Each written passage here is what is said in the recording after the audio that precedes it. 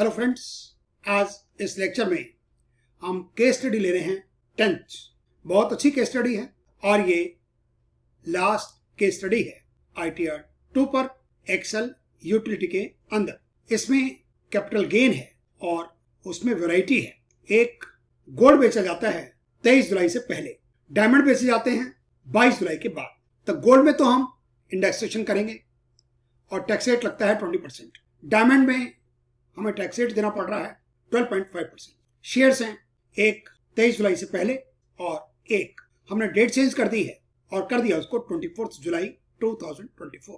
Equity shares हैं section 112A applicable हो गया। जो 23 जुलाई से पहले हैं उसमें टैक्स रेट लगेगा 10% और जो 24 जुलाई को हमने बेचे हैं उसमें लगेगा टैक्स रेट 12.5%। यूटिलिटी एडमिशन जो निकालती है वो ले रही है लास्ट में, जबकि क्वेश्चंस के अंदर 23 जुलाई से पहले की डेट थी। दोनों हमने यूटिलिटी के अंदर डाटा फीड किया तो उसने एग्जामिशन हमें दी 1,25,000, जो कि गलत है क्योंकि जो फाइनल बजट पेश हुआ था वो 23 जुलाई को हुआ था। तो उससे पहले आपने शेयर्स बेच दिए तो 1,25,000 की एग्जामिशन देना गलत है। इसलिए हमने जो सेकंड शेयर बेचे मारुति के उसकी डेट को 14 जुलाई से 24 जुलाई कर दिया, जिससे हमारा आंसर और यूटिलिटी की जो कैलकुलेशंस हैं वो बिल्कुल मैच कर जाएं। इसमें हाउस प्रॉपर्टी है जिसको किराए पर दिया हुआ है, उसमें GST टेनेंट ने पे किया, हमें उससे क्या लेना देना है। हमें 1.5 लाख रुपया मिलता है रेंट का, इंटरेस्ट ऑन हाउसिंग लोन तो मिलता ही है, स्टैंड डिडक्शंस निकलेगी। सैलरी में परक्विजिट्स है रेंट फ्री हाउस। हमें क्वेश्चंस के अंदर अमाउंट दे रखा है 5,47,200, लेकिन जब हम रेंट फ्री एकोमोडेशन का वैल्यूएशन करते हैं तो हमने वो नियम तो फॉलो कर रहे हैं। तुमने बेसिक सैलरी है, कमीशन है, ऑल टैक्सेबल अलाउंसेस हैं, जो अमाउंट आया क्योंकि ये दिल्ली का केस है तुमने 10% उसकी वैल्यूएशन निकाल ली। नेचुरली ओल्ड रिजीम में अमाउंट कुछ और निकलेगा और न्यू रिजीम में कुछ और निकलेगा। इसमें अदर सोर्सेज में दादाजी के जो भाई साहब हैं उनसे गिफ्ट मिल रहा है, एक NRI दोस्त है वो भी गिफ्ट दे रहा है और माइनर चाइल्ड को भी गिफ्ट मिल रहा है। और इन तीनों का टोटल यदि 50,000 को एक्सीड कर गया तो फिर तो आपको इनकम फ्रॉम अदर सोर्सेज भी दिखाना है। 82,000 मिलता है दादाजी के भाई साहब से, NRI दोस्त से मिल गया 50,000 और माइनर सन को मिला 74। यदि ओल्ड रिजीम में आप करेंगे तो 1,500 का आप सेक्शन 10 सब सेक्शन 32 का मिल जाएगा, लेकिन न्यू रिजीम में तो मिलेगा नहीं। तो ये एक गिफ्ट के लिए अच्छा case study. Medical insurance premium है वो अपनी दादी जी का पे करना ये नहीं चलेगा, चलेगा तो पेरेंट्स का होता है, दादा दादी का नहीं होता। इसमें टैक्स कैलकुलेशंस भी बहुत मजेदार है, मतलब वैरायटी आपको खूब मिलेगी। 10% की हो गई शेयर्स वाली, 12.5% की भी हमने कर दी 24 जुलाई डेट चेंज करके, 20% का भी हो गया विद इंडेक्सेशन और 12.5% का भी हो गया विदाउट इंडेक्सेशन। उस हिसाब से क्वेश्चंस में वैरायटी बढ़ी है। बैंक बैलेंसेस हैं क्योंकि इनकम इसमें 1 करोड़ से ऊपर निकल जाती है तो सरचार्ज लगेगा 15%। तो शेड्यूल ऑफ एसेट्स लायबिलिटीज तो आपको फिल करना होगा। 3 इनके बैंक अकाउंट, तीनों का बैंक बैलेंस रखा है, फिर एक कंबाइंड बैलेंस भी रखा है। तो हमने तो उन 3 का ही टोटल कर दिया। उसमें फिर ज्वेलरी मॉर्गेज करके कोई लोन लिया हुआ है, क्योंकि यदि आपने मूवेबल इमूवेबल एसेट्स को परचेज करने के लिए लोन लिया है तब तो आएगा, अदरवाइज नहीं आएगा। लेकिन आप ऐसे क्वेश्चंस को एग्जाम में बच्चों के लिए दोगे ये थोड़ा मुश्किल रहेगा। हम एज यूजुअल इस केस स्टडी को भी पहले समझ रहे हैं, टैक्स कैलकुलेशंस हम बता रहे हैं आपको, फील्ड हमने एक्सेल वर्क को कर ही रखी है, आपको स्टेप बाय स्टेप बता रहे हैं। और लास्ट में हम JSON जनरेट नहीं कर पा रहे, हम नहीं कर पा रहे, हो सकता है आप कर पाए, आपका सिस्टम कर दे। वेरिफिकेशन के बाद एक समरी की शीट तो तैयार हो जाती है, वहां तक हम पहुंच पा रहे हैं, लेकिन JSON जनरेट नहीं कर पा रहे। हमने हेल्प में जाके भी देखा, वहां भी कुछ नहीं पाया। हमारा सिस्टम भी लेटेस्ट ही है, 64 बिट का है। बाकी लेक्चर्स की तरह भी इस लास्ट के स्टडी के टैक्स कैलकुलेशंस, वीडियो लिंक और एक्सेल वर्कबुक अपनी वेबसाइट taxclasses.in पर अपलोड करें। Thank you very much for watching my videos. Students guide to income tax, authored by Dr. V.K. Sangania, edition August 2025. Case study 10, नाम है Ram Naresh Rathore, father same दे रखा है, PAN number दिया हुआ है, डेट ऑफ बर्थ 27 अगस्त 1972, नॉन सीनियर सिटीजन, एड्रेस दे रखा है और ये हिंदुस्तान में रहे 250 डेज, रेजिडेंट हो गए, रिटर्न ओरिजिनल, और काम करते हैं श्रीधर एसोसिएट लिमिटेड में, ना किसी कंपनी में डायरेक्टर हैं और ना ही इनके पास कोई शेयर होल्डिंग है अनलिस्टेड कंपनीज में। 3 bank account, HDFC, SBI and Punjab national bank, लेकिन रिफंड चाहते हैं HDFC बैंक में। रिटर्न फाइल हो रही है 31 जुलाई, लेकिन जब आप डाटा फिट करेंगे सिस्टम डेट वो आपकी उठाएगा और उसी हिसाब से लगेगी लेट फीस और interest under section 234A, B and C।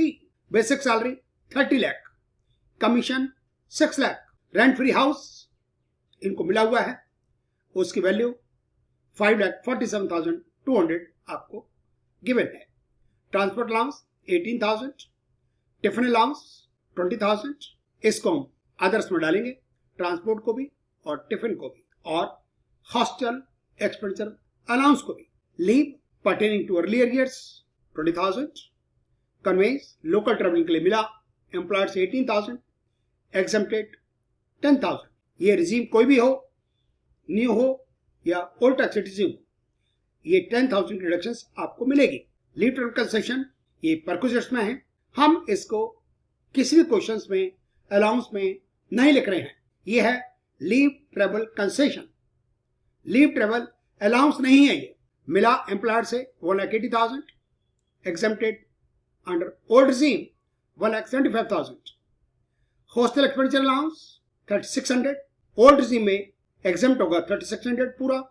इसी तरीके से चिल्ड्रन एजुकेशन अलाउंस आपको मिला 2,400 रुपया और पूरा का पूरा exempt under old regime.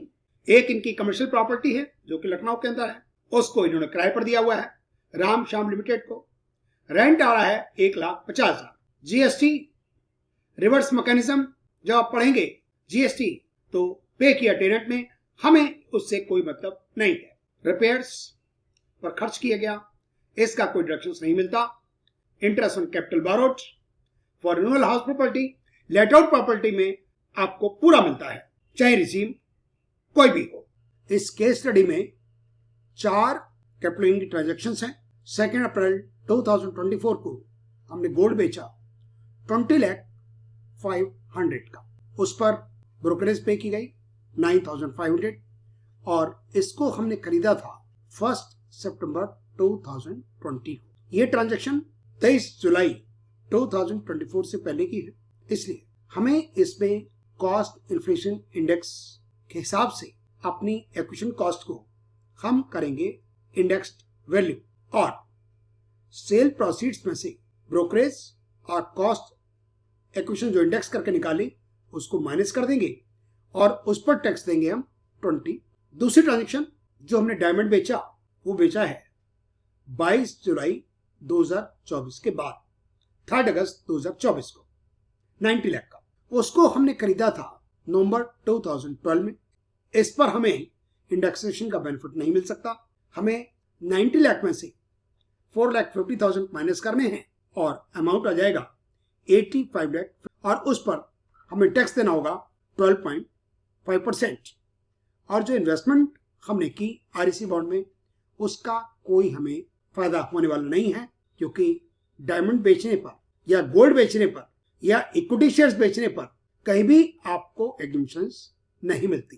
Capital gain की 3rd ट्रांजेक्शन हमने 22 जुलाई 2024 तक 4 जून 2024 को हमने वेदांता के शेयर्स बेचे और वो बेचे 18,70,000 के, और ये हमने एक्वायर किए थे 2015 के अंदर। हमारी ग्रैंड फादरिंग की डेट है 31 जनवरी 2000। हमें पहली बात तो ये है इसमें कैपिटल गेन की जो एग्जम्पशन मिलेगी, यदि यही सब ट्रांजेक्शन होती 23 जुलाई 2024 से पहले 1 लाख रुपए long term capital gain on sale of shares और बाकी पर लगता है 10%। क्योंकि इसमें 2 शेयर्स की ट्रांजेक्शन्स हैं, इसलिए सिस्टम आपको 1.25 लाख 1,25,000 की एग्जम्पशन देता है। ये सिस्टम में बग है, उसमें डेट 14 जुलाई है, हमने इसको 24 जानबूझकर किया है जब दोनों ट्रांजेक्शन 23 जुलाई 2024 से पहले है तो हमें टैक्स लगना चाहिए 1 लाख की एग्जम्पशन और बाकी 10%। सिस्टम में बग होने के कारण ऐसा नहीं हो रहा।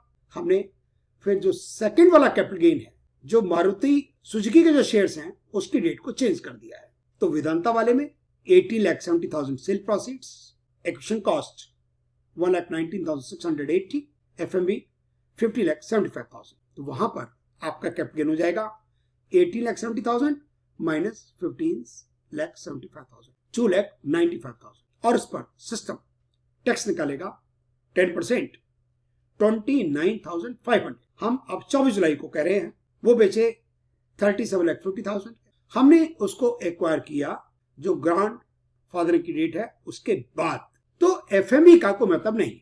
हमने खरीदे 5 मई 2018 को। अब ये बजट जो फाइनल आया था उससे बाद की बात है। तो इसमें वो है 12.5% का टैक्स रेट और एग्जम्पशन 1,25,000। हमने इसीलिए जानबूझकर इस डेट को 24 जुलाई कर दिया है, जिससे हमारी कैलकुलेशंस जो होनी चाहिए और जो यूटिलिटी की कैलकुलेशंस हैं वो फिर मैच कर रही हैं। Income from other sources, saving bank का इंटरेस्ट 24,900, गिफ्ट हमें ग्रैंडफादर के ब्रदर से मिला है 82,000, तो ये टैक्सेबल हो जाएगा। नॉन रेजिडेंट फ्रेंड से मिला 50,000, ये भी टैक्सेबल होगा क्योंकि 50,000 plus 82,000। Gift received by minor son of, उसका नाम जेड है बच्चे का, डेट ऑफ बर्थ की हमें जरूरत नहीं है, और मिला है हमें 74,000। तो यदि हम ओल्ड रिज्यूम कर रहे हैं तो 74,000 में से 1,500 माइनस कर देंगे और लिखेंगे 72,500। और यदि न्यू रिज्यूम कर रहे हैं तो हमें माइनर के नाम पर जो सेक्शन 10 सब सेक्शन 32 में जो एग्जम्पशन मिलती है वो नहीं मिलेगी, और न्यू रिज्यूम में करेंगे पूरा 74,000। डिविडेंड हमें इंडियन कंपनी से मिला, फॉरेन कंपनी से मिला, दोनों को हम कंबाइन कर देंगे 3,44,800। Investment expenditure only old resume के अंदर आएगा 80,000 का आरपीएफ, पीपीएफ 22,000, एनपीएस 60,000 के हम दो टुकड़े करेंगे। फर्स्ट 10,000 ले जाएंगे हम 8061 के अंदर और 8061 बी में 50,000। लेकिन 8061 का अमाउंट भी हम सेक्शन 80C में ही लिखेंगे क्योंकि वहां पर बग है। 8061 में लिखने के बाद वो अमाउंट को वहां से कैलकुलेट नहीं करता है। LIC 4,000, interest paid on education loan पूरा मिलेगा 87,000, मेडिकल इंश्योरेंस प्रीमियम वाइफ का, डिपेंडेंट चिल्ड्रन का 30,000 मिलेगा 25,000 क्योंकि पर्सन नॉन सीनियर सिटीजन है, और ग्रैंड मदर का अलाउड नहीं है, सिर्फ पेरेंट्स का अलाउड होता है ओल्ड रिज्यूम के अंदर। न्यू रिज्यूम के अंदर कुछ भी अलाउड नहीं होना। TDS काटा गया बाय द एम्प्लॉयर 10,18,500। हमने खुद जमा करवाया एडवांस टैक्स 15 दिसंबर को 1,18,000, 18 फरवरी को फिर जमा करवाया एडवांस टैक्स 10,000। एसेट्स लायबिलिटीज हमें जरूरत पड़ेगी क्योंकि हमारी इनकम 1 करोड़ से ऊपर है। ज्वेलरी हम लेंगे cost of acquisition 9,000, cash in hand 86,000। HDFC bank का, SBI का, PNB का हमें बैंक बैलेंस रखा है तो ये कंबाइंड हम नहीं लेंगे। इंटरेस्ट ऑन हाउसिंग लोन, इसका जो डेटा है वो हमें डालना होगा। बैंक HDFC है, loan account number, date of sanction of loan, total amount of loan और outstanding loan as on 31 March 2025। और इंटरेस्ट हमें लिखना ही है। 80C, 80CCD 1 and 1B, 80D और 80E, इन सबकी इंफॉर्मेशन हम फीड करेंगे यदि हम ओल्ड रिज्यूम कर रहे हैं। उस केस में हमारी ओल्ड रिज्यूम के अंदर external calculations, basic salary 30 lakh, commission 6 lakh, transport allowance 18,000, tiffin allowance 20,000 और हॉस्टल एक्सपेंडिचर अलाउंस, इन सबको हम ऐड कर देंगे और अमाउंट आ जाएगा 41,600। लीव सैलरी 20,000, कन्वेंस अलाउंस 18,000 और चिल्ड्रन एजुकेशन अलाउंस 2,400। हमारा टोटल हो जाएगा 36,82,000। वहां टोटल अपने आप होते हैं।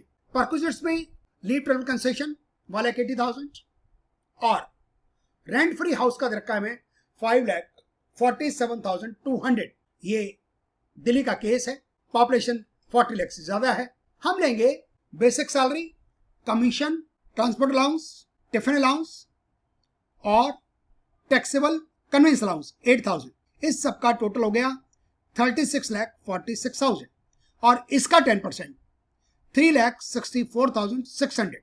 हमने इन दोनों का टोटल आ गया और एग्जम्प्टेड अलाउंस में conveyance 10,000, hostel expenditure allowance, children education allowance और LTC टोटल 1,91,000। 50,000 स्टैंडर्ड अपने आप निकल आएगी। अमाउंट हो गया सैलरी हेड के अंदर 39,85,600। हाउस प्रॉपर्टी के अंदर रेंट रिसीव हुआ 1,50,000। टेनेंट ने क्या पेमेंट किया उससे में कोई फर्क नहीं पड़ता। रिपेयर पे क्या खर्च हुआ वो भी अनइम्पॉर्टेंट है। स्टैंड डिडक्शन अपने आप निकल आई 45,000। Inter housing loan 45,000। अमाउंट आ गया हाउस प्रॉपर्टी के अंदर 60,000। गोल्ड बेचा 2 अप्रैल 2024 को, 23 जुलाई 2024 से पहले। हम इसमें से ब्रोकरेज और जो परचेज कॉस्ट है 1 सितंबर 2020 की उसको इंडेक्स किया तो हमारा कैपिटल गेन आ गया 15,08,608 और इस पर टैक्स लगेगा 20% स्पेशल रेट। हमने डायमंड बेचे 3 अगस्त 2024 को, 22 जुलाई 2024 के बाद 90 लाख के बेचे हैं। हमने एक्वायर किए थे 4.5 लाख के। तो सिंपल हम इसमें से माइनस करेंगे 85,50,000 पर हमें टैक्स देना होगा 12.5% और जो इन्वेस्टमेंट की उसका कोई फायदा होने वाला नहीं है। हमने 4 जून को इक्विटी शेयर्स बेचे 18,70,000 के, उनको खरीदा था 3 दिसंबर 2015 में 1,19,680 और उसके FMB है जो ग्रांड फेदरिंग वाली डेट है 31 जनवरी 2018 15,75,000। तो 18,70,000 माइनस 15,75,000 डीम्ड एक्विजिशन कॉस्ट 2,95,000 और इस पर टैक्स लग जाएगा 10%। सिस्टम वहां पर जो कैपिटल गेन की एग्जम्पशंस है वो 1,25,000 आपको दे रहा है। पहले बुक के अंदर आप देखेंगे ये डेट 37,50,000 जो बेचे हैं शेयर्स उसकी 14 जुलाई है। कायदे से यदि ये बग ना हो यूटिलिटी में तो हमें एग्जम्पशन मिलनी चाहिए 1 लाख की। हमने अपने आंसर को एक्सेल वर्कबुक के साथ मिलान किया है तो हमने इसकी डेट बदल दी और डेट बदल दी 24 जुलाई 2024 बजाय की 14 जुलाई 2024 क्योंकि 23 जुलाई 2024 को बजट आया फाइनल। उसमें हुआ कि सेक्शन 112A एग्जीक्यूशन रेट बढ़ा दी गई 1 लाख से 1,25,000 और टैक्स रेट का चेंज कर दिया फ्रॉम 10% टू 12.5%। तो हमने इसीलिए 37,50,000 में से 25,50,000 माइनस कर दिए क्योंकि ये ग्रांड फादरिंग जो डेट है उसके बाद की है। तो FMB का कोई मतलब इसमें नहीं है। 12 लाख और 12 लाख पर 100 लाख कम हो जाएगा और 12.5% का टैक्स लगेगा। कैपिटल गेन चारों के चारों मिलाकर अमाउंट आएगा 1,53,53,608। इनकम फ्रॉम अदर सोर्सेज में सेविंग बैंक का इंटरेस्ट, नॉन रिलेटिव से जो गिफ्ट मिला दादाजी के भाई साहब से और NRE फ्रेंड से, ये हो गया 1,32,000 और साथ में गिफ्ट जो माइनर सन को रिसीव हुआ उसको भी हम जोड़ देंगे लेकिन 1,500 माइनस करने के बाद तो अमाउंट हो जाएगा 6,04,500। डिविडेंड इंडियन कंपनी का और फॉरेन कंपनी का टोटल हो गया 3,44,800। GTI हमारी बन जाती है 1,61,73,408। ATC के अंदर 80,000, 22,000, 4,000। ATCC1 भी हम लिख रहे हैं 10,000। अमाउंट हो गया 1,16,000। ATCC1 भी NPS वाला 60,000 में से 10,000 उधर चला गया, 50,000 यहाँ लिख दिया। मेडिकल इंश्योरेंस प्रीमियम अपनी फैमिली का मिलेगा मैक्सिमम 25,000, खर्च हमने किया 30,000। ग्रैंड मदर का नहीं मिलेगा, सिर्फ पेरेंट्स का मिलता है। और interest education loan 87,000। ATTTA maximum deductions 10,000 की है तो डिडक्शंस हो जाती हैं इसमें 2,88,000। ओल्ड रिजीम की हम बात कर रहे हैं। अब हम निकालेंगे 2,95,000 हमने शेयर्स बेचे 23 जुलाई 2024 से पहले 10%।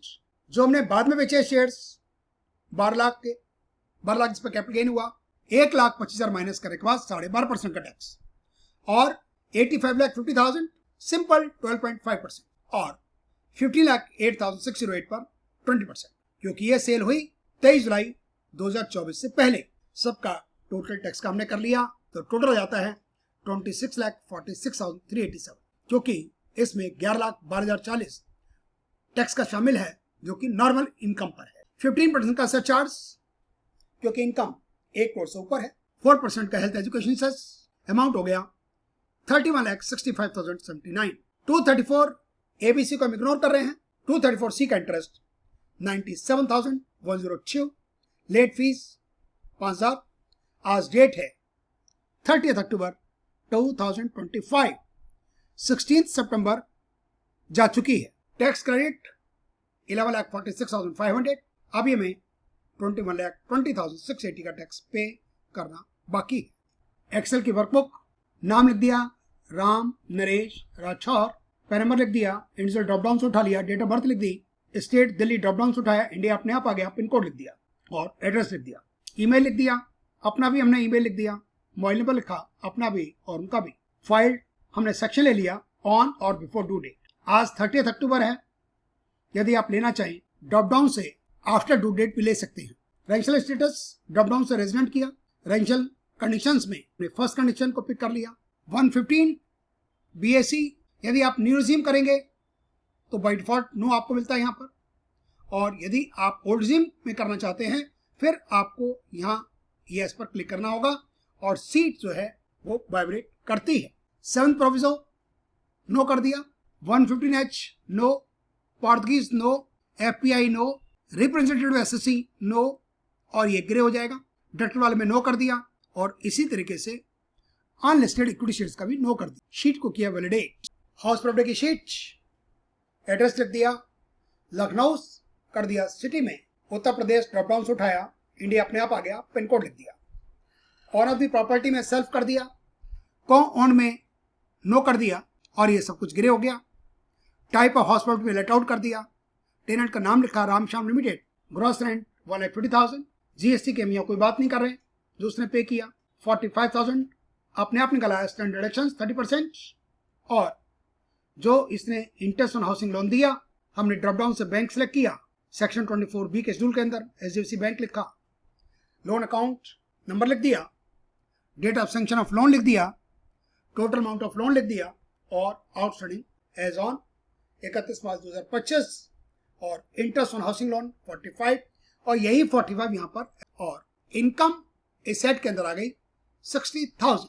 इसको किया वैलिडेट। कैपिटल गेन की शीट, हमारा कोई शॉर्ट टर्म कैपिटल गेन नहीं है। बी में पहुंच गए, लॉन्ग टर्म कैपिटल गेन। पहले हम बात कर लेते हैं जो हमने गोल्ड बेचा 2 अप्रैल 2024 को, और ये बेचा where transfer was before 23 July 2024, 20,05,000 9 का ए और उसका सेकंड। फिर हमने लिखा बी के 1 में cost of acquisitions with indexation for transfer before 23 July 2024, और अमाउंट लिख दिया 4,82,392। एक्सपेंडिचर इंकर्ड 9,500, और इसका कैपिटल गेन आ गया 15,08,608। हमने डायमंड बेचा 3 अगस्त 2024 को, ये आ गया where transfer was on or after 23 July 2024, और यहां पर लिख दिया 90 lakh. Cost of acquisitions without indexation for transfer on or after 23 July 2024, और इसका अमाउंट निकलाया गेन का 85,50,000। जो आपने शेयर्स बेचे हैं 4 जून को और 24 जुलाई को, इसको हम लिखेंगे शेड्यूल 112A वाले में। वेदांता के जो शेयर्स बेचे गए और बेचे हैं 4 जून 2024, शेयर्स एक्वायर्ड ऑन और बिफोर 31 जनवरी 18। हमने यहां पर ऑन और बिफोर को सिलेक्ट कर दिया क्योंकि हमने खरीदे हैं 2015 के अंदर, और बेचे कब है हमने 4 जून 2024 को, तो ड्रॉप डाउन से लिया हमने बिफोर 23 जुलाई 2024। हमने ISIN कोड लिखा, कंपनी का नाम अपने आप आ गया Vedanta limited. Number of shares 3740, एक शेयर का प्राइस 500 रुपीज, 18,70,000 अपने आप निकल आया। कॉस्ट ऑफ एक्विजिशंस जो ग्रीन है उसमें हम लिख रहे हैं 1,19,680 और एफएमबी पर शेयर। एफएमबी निकालने के लिए 15,75,000 को हमने डिवाइड कर दिया 3740 से और ये एक्सपेंडिचर हमारा जीरो। कैपिटल गेन आ गया इस पर 2,95,000। जो हमने शेयर्स बेचे हैं मारुति के 14 जुलाई नहीं बल्कि हम ले रहे हैं उसको 24 जुलाई और एक्वायर किए थे हमने 5 मई 2018। तो ड्रॉप डाउन से आफ्टर कर दिया। बेचना ऑन और आफ्टर 23 जुलाई, हम 24 जुलाई मान रहे हैं, ये अपने आप ग्रे हो जाएगा। Sale concession 37,50,000, cost of acquisitions 25,50,000, expenditure zero और कैपिटल गेन अपने आप निकलाया 12 लाख। इसको कर दिया वैलिडेट। कैपिटल गेन में यही अमाउंट अपने आप आ गया। ये amount sum of money, sum of column 14 where transfer was before 23 July 2024 2,95,000, sum of column 14 where transfer was on or after 23 July 2024 जिसके हमने डेट कर दिया 24 जुलाई 12 लाख और अमाउंट हो गया 14,95,000। आप शेड्यूल ऐसा ही देखें। स्पेशल इनकम की शीट जो गोल्ड बेचा आपने 2 अप्रैल 2024 को, टैक्स लग रहा है 20% और अमाउंट आ गया। जो आपने डायमंड बेचा 85,50,000 आपको गेन हुआ क्योंकि आपने बेचा है 3 अगस्त 2024 और 12.5% का जो आपने शेयर बेचे वेदांता के 23 जुलाई 2024 से पहले गेन हुआ 2,95,000 और टैक्स का अमाउंट 10%। और ये शेयर्स आपने बेचे जिसके हमने डेट चेंज कर दिया 24 जुलाई, गेन हुआ 12 लाख। 12 लाख में से अमाउंट 1,25,000 कम करने के बाद 10,75,000 और उसका 12.5% अमाउंट आ गया 134,375। हम एक बार फिर कैपिटल गेन की शीट पर दोबारा ये देखिए, ये ई वाले में है सेट ऑफ करंट ईयर 295 97,50,000 12.5 चल रहा है उस पर 20% 15,08,608। हमने पीरियड वाइज भरना है। Information about accrual receipt of capital gain, long term capital gain at the rate of 10% 2,95,000 वाला, ये 85,50,000 और 12 लाख और ये 20% गोल्ड वाला है और शीट को कर दिया validate. Saving bank interest 24,900, gift का अमाउंट 2,04,500, दादाजी के ब्रदर वाला 82,000, एनआरई के फ्रेंड वाला 50,000 और जो माइनर को मिला 74,000 उसमें से 1,500 माइनस करने के बाद टोटल हो गया 2,04,500।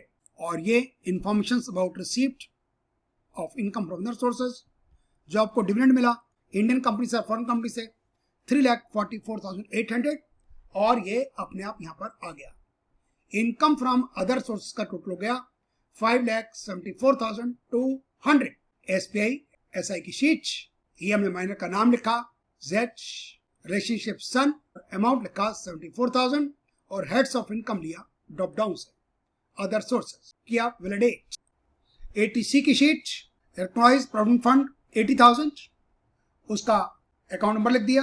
पीपीएफ 22,000 इंफॉर्मेशन डालती है उसके अकाउंट नंबर की। एनपीएस का 10,000 उसका प्रा नंबर लिख दिया और 4,000 जो एलआईसी प्रीमियम का है और इसको किया वैलिडेट। एटीडी की sheet SSC non senior citizen है तो हमने यहां कर दिया नो, कंपनी का नाम लिखा, पॉलिसी नंबर लिखा और जो आपने इंश्योरेंस का अमाउंट दिया 30,000 मिलेगा 25 और यहां कर दिया not claiming for parents. Grand mother का तो मिलना ही नहीं है, यहां पेरेंट्स का मिलता है। Eighty E interest loan taken for higher education, bank drop down उठाया, बैंक का नाम लिखा, अकाउंट नंबर लिखा, date of sanction of loan लिखा, amount of loan outstanding loan as on 31 March 2025 और इंटरेस्ट लोन 87,000। हम पहुंच गए चैप्टर 6A की शीट पर। ये 1,16,000 एटीसी से आ गया, पूरा मिल गया। 50,000 में लिखा एटीसी 1 में एनपीएस का पूरा नंबर लिख दिया और ये आ गया मेडिकल इंश्योरेंस का 25,000, ये आ गया एटीई का 87,000 और एटीटीटीए में किया 24,900 मिलेगा 10। Total deduction 2,88,000। इनकम 1 करोड़ से ऊपर है तो हमें शेड्यूल भरना होगा। हमने इसको कर दिया यस, कमर्शियल प्रॉपर्टी लिख दिया, एड्रेस लिख दिया, कीर्तिनगर कर दिया, लखनऊ सिटी है उत्तर प्रदेश ड्रॉप डाउन से इंडिया अपने आप आ गया, पिन कोड लिखा और लिखा 80,01,500। ज्वेलरी हम ले रहे हैं 9,000, हमें मार्केट वैल्यू नहीं लेनी, और 1,24,000 तीनों बैंक का जो बैलेंस था उसका हमने टोटल कर दिया, 5,15,000 हमने नहीं लिखा, और cash in hand 86,000। Liability in relation to assets A + B हम लिख रहे हैं 0। जो लोन टेकन है वो ज्वेलरी को मॉर्गेज किया आपने, प्लस किया है, उससे इसका कोई मतलब नहीं है, इसको वैलिडेट कर दिया। पार्ट बी TITDI की शीट, हमने इनके 3 बैंक अकाउंट हैं, हम IFSC कोड लिखते हैं, बैंक का नाम अपने आप अपीयर होता है, अकाउंट नंबर लिख दिया, और तीनों बैंकों का है सेविंग अकाउंट, और जो रिफंड चाहते हैं ये चाहते हैं HDFC बैंक में, उसको कर दिया टिक मार्क, और यहाँ कर दिया नो। IT की शीट हमने एडवांस टैक्स जमा करवाया है 15 दिसंबर 2024 को और 18 फरवरी 2025 को। BSR कोड लिख दिया, चालान नंबर लिख दिया, और लिख दिया अमाउंट, और अमाउंट का टोटल अपने आप आ गया 1,28,000। TDS की शीट हमने टैन नंबर लिखा, एम्प्लॉयर का नाम लिखा, income chargeable under the salary 40,35,600, TDS 10,18,500। Verifications नाम अपने आप आ गया, फादर नेम हमने लिख दिया, Vijay Naresh Rathore, sir drop down से उठाया, पैन नंबर अपने आप आ गया, और डेट आ रही है 30 अक्टूबर 2025। क्या वैलिडेट? पार्ट बी TITDI की शीट पे गए, किया कैलकुलेट टैक्स, सैलरी का आ गया 39,85,600, 60,000 हाउस प्रॉपर्टी का, कैपिटल गेन का 295, 97,50,000, इसमें 85,50,000 प्लस 12 लाख है, और ये गोल्ड वाला, ये income from other sources 547,200, 2,88,000 deductions, tax आ गया नॉर्मल 11,12,041 और स्पेशल 15,34,347, टोटल 26,46,388 हमारा भी यही है। Surcharge health insurance total 31,65,080, 234A-B को हम कर रहे हैं 0, इंटरेस्ट 234C का 97,102 हमने यहीं से लिखा है। आपको 234C की कैलकुलेशंस करने की कोई जरूरत नहीं है। लेट फीस 5,000, टैक्स क्रेडिट 11,46,500, अभी टैक्स देना बाकी है 21,20,680। यस, हमने किया जनरेट JS1। फाइनल स्टेज तक नहीं पहुंच पाएंगे, ओके करना है। Please ensure taxes are paid before submission of the return. Practical life में बिना टैक्स दिए आप रिटर्न फाइल करेंगे, मामला डिफेक्टिव हो जाएगा। ओके, इसको भी ओके करना है। सेव JS1, कंपाइल एरर आती है और हम कुछ नहीं कर पा रहे अपने सिस्टम पर, compile error in hidden module. Okay,